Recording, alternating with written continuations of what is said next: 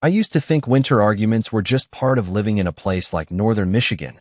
You know, frozen pipes, passive-aggressive neighbors, somebody always claiming somebody else stole their parking spot after a snowstorm.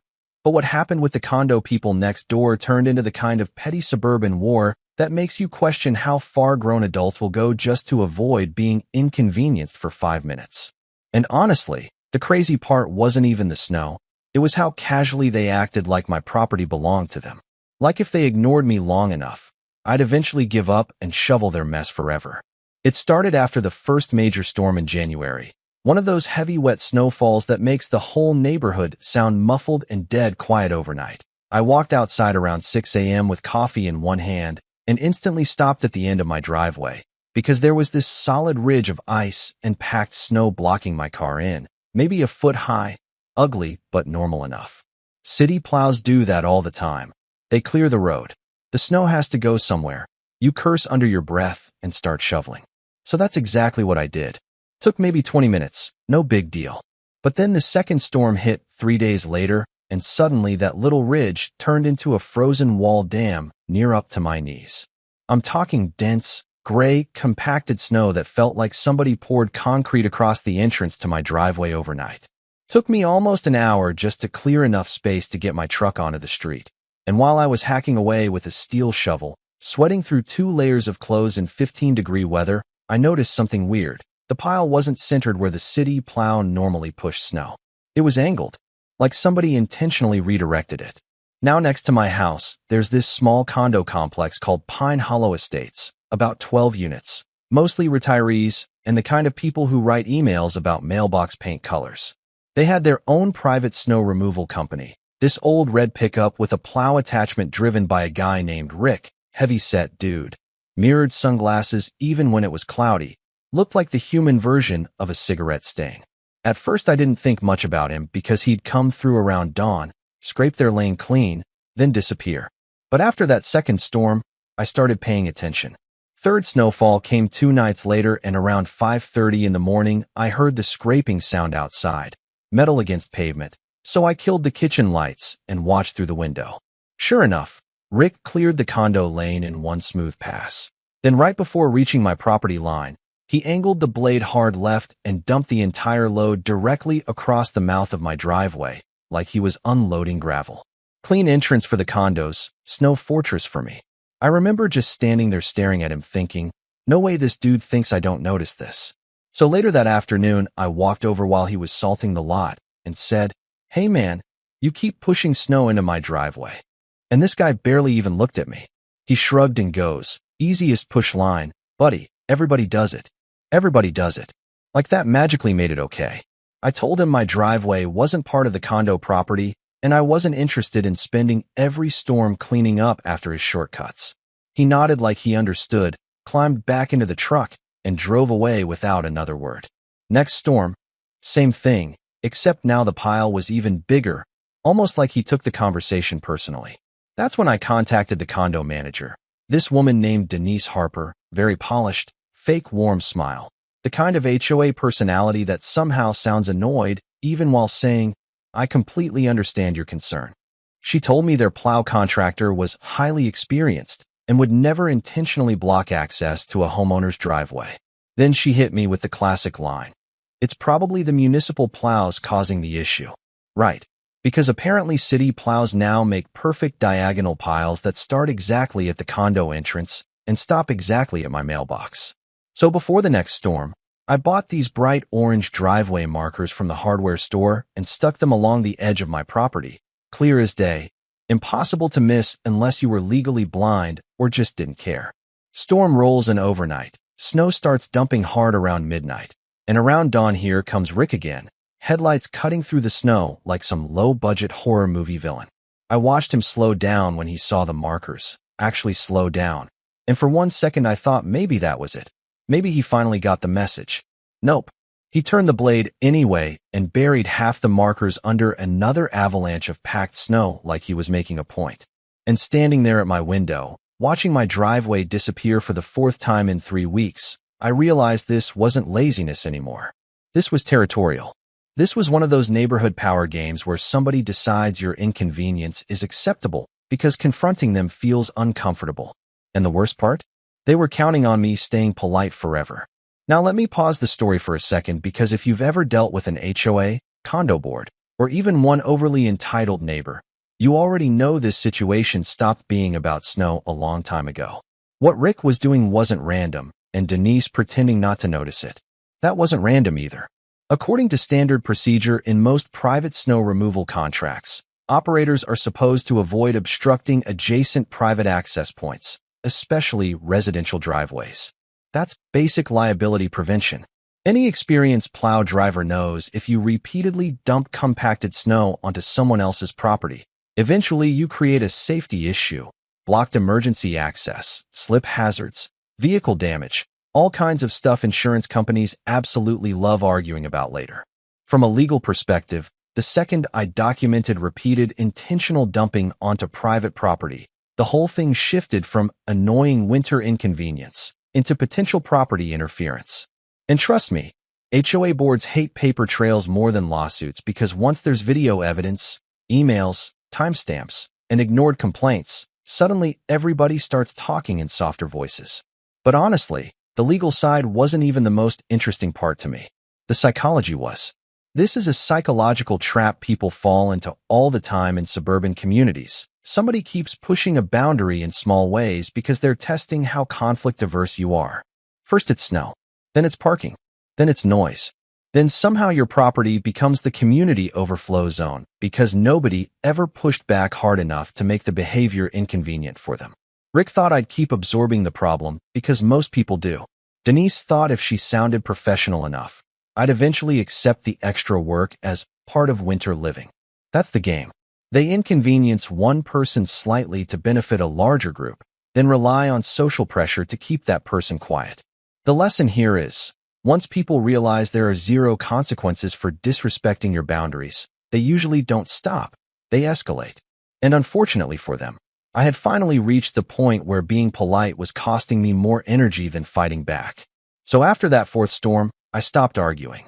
Seriously, no more polite conversations. No more standing in somebody's office listening to fake sympathy while they secretly hoped I'd just get tired and go away. I'd already tried reasonable. Reasonable got me buried under 3,000 pounds of frozen slush every week. And once you realize somebody benefits from your patience, you start seeing the whole thing differently. So instead of complaining again, I bought a camera. Nothing fancy, just a weatherproof security cam mounted under the corner of my garage facing the driveway entrance. Cost me maybe $90. Best investment I made all winter. Because 2 storms later, I finally had exactly what I needed. Crystal clear footage. Timestamped. You could literally watch Rick finish plowing Pine Hollow Estates, pause near my property line, crank the wheel, angle the blade, and dump the entire snow load directly across my driveway like he was frosting a cake. Over and over. Not accidental. Not drift. Not city plows. Deliberate. And the craziest part? He looked comfortable doing it. Like this had worked on other people before. So I took screenshots from the footage, attached the videos, and emailed Denise and the condo board. Kept the message short too, professional, calm, impossible to twist around on me. I basically said, here is documented evidence of your contractor repeatedly obstructing access to my property after prior verbal notice. Please confirm this will stop immediately. That was it. No threats. No attitude. And then, silence. 3 days passed. Nothing. Another storm warning rolled into town, and still not a single response. At that point I actually laughed because the arrogance was almost impressive. They genuinely believed they could ignore me until winter ended. That's when I walked into my garage and looked at my snowblower sitting against the wall. Now this wasn't one of those little electric toys people use on apartment sidewalks. This thing was a beast, an industrial Ariens model with metal augers and enough horsepower to launch snow halfway across a yard if you angled the chute right. I bought it after a blizzard a few years back and honestly barely used it because my driveway wasn't that big. But standing there staring at it, I had one very simple thought. If they insist on delivering snow to my property, maybe I should return it. And before anybody gets dramatic in the comments, no, I wasn't trying to damage cars or start some psycho neighborhood feud. That's what made the whole thing beautiful. I wasn't going to destroy anything. I was just going to redistribute inventory back to the original owner. So the next storm hits, about 8 inches overnight, heavy wet snow again, the kind that sticks to everything.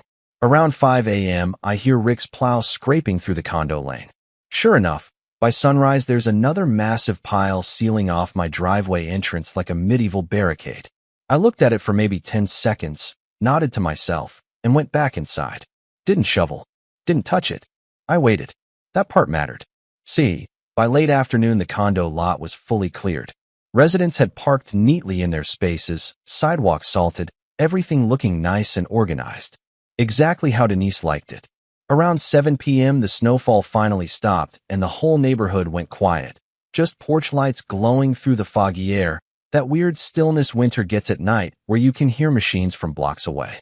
Then I opened my garage, fired up the snowblower. And let me tell you something. If you've never heard a high-powered snowblower kick on in a silent suburban neighborhood after dark, it sounds like a lawnmower and a chainsaw had a baby. The engine roared to life, headlights cutting across the snow, exhaust steaming into the cold air. I walked it slowly toward the giant pile at the end of my driveway like I was lining up artillery. First pass, WHOMP. A stream of packed snow launched 30 feet through the air and landed neatly along the outer edge of the Pine Hollow parking lot. Not on vehicles, not on sidewalks, just right back onto the property where it started. Second pass, third pass, chunk after chunk disappeared from my driveway and reappeared along the condo snowbank line. And honestly, it was incredibly satisfying. Not because I was winning, but because for the first time all winter, the inconvenience was flowing in the correct direction.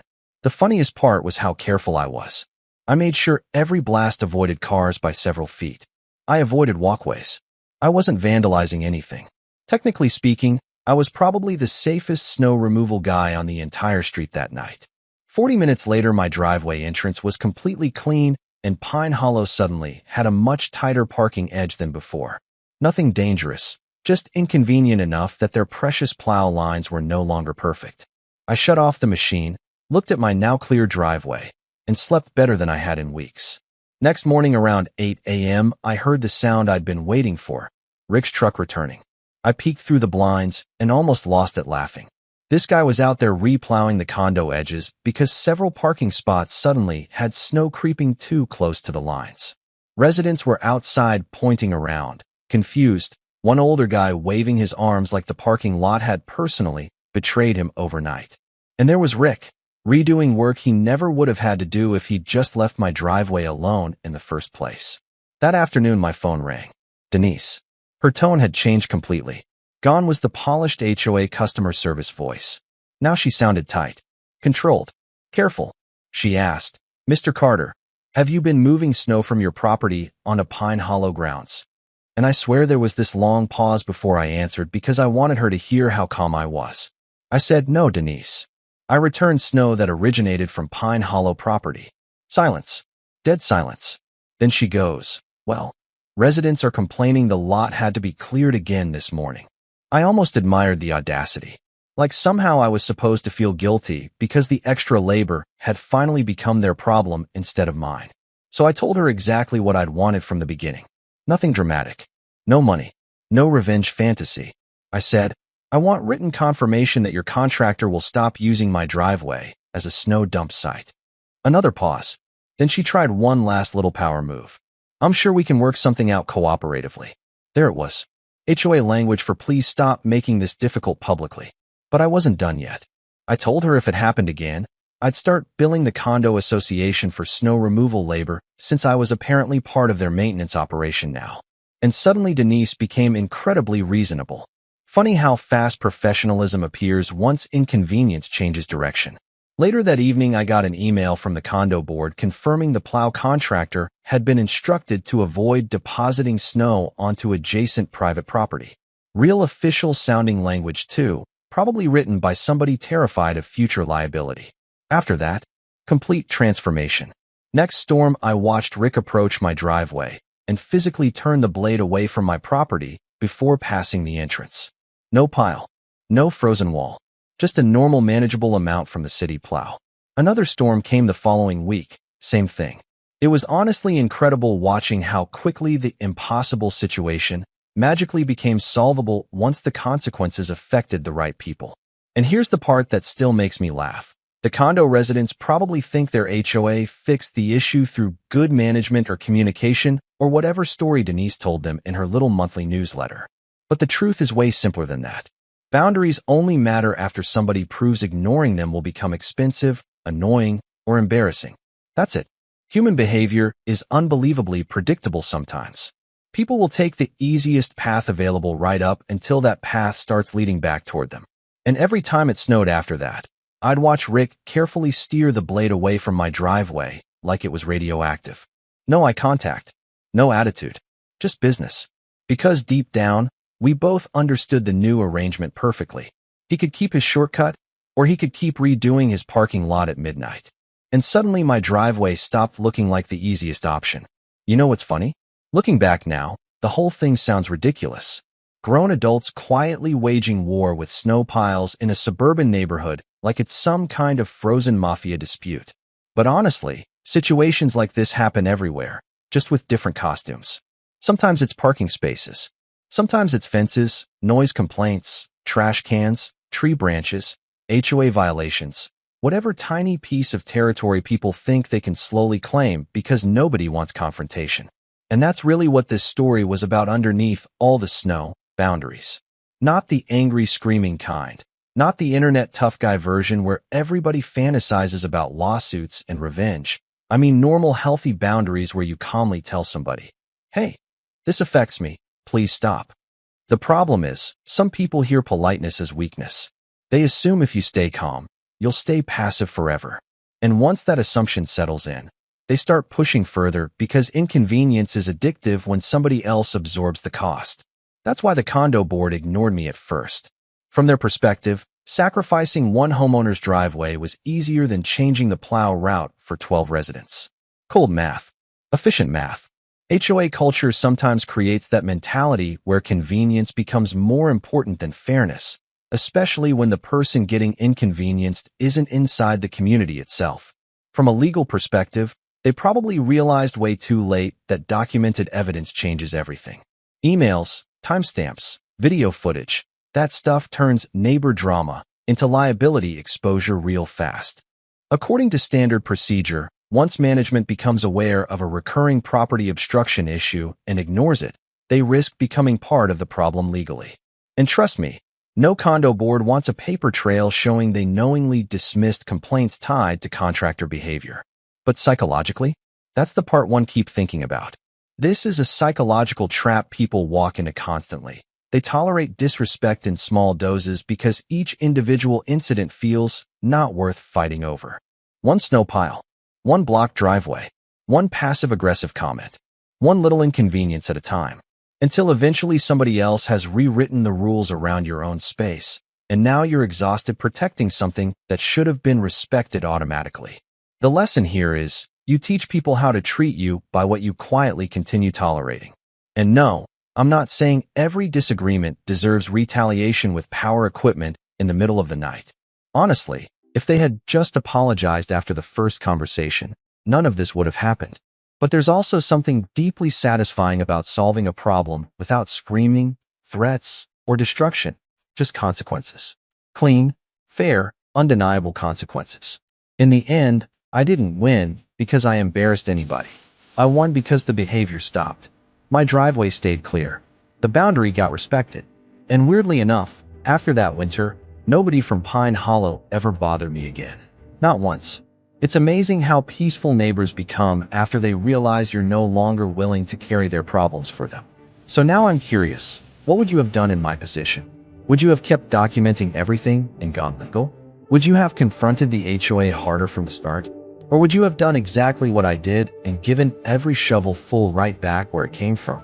Let me know in the comments, because I swear every neighborhood has at least one story like this, and somehow, it's never really about the snow.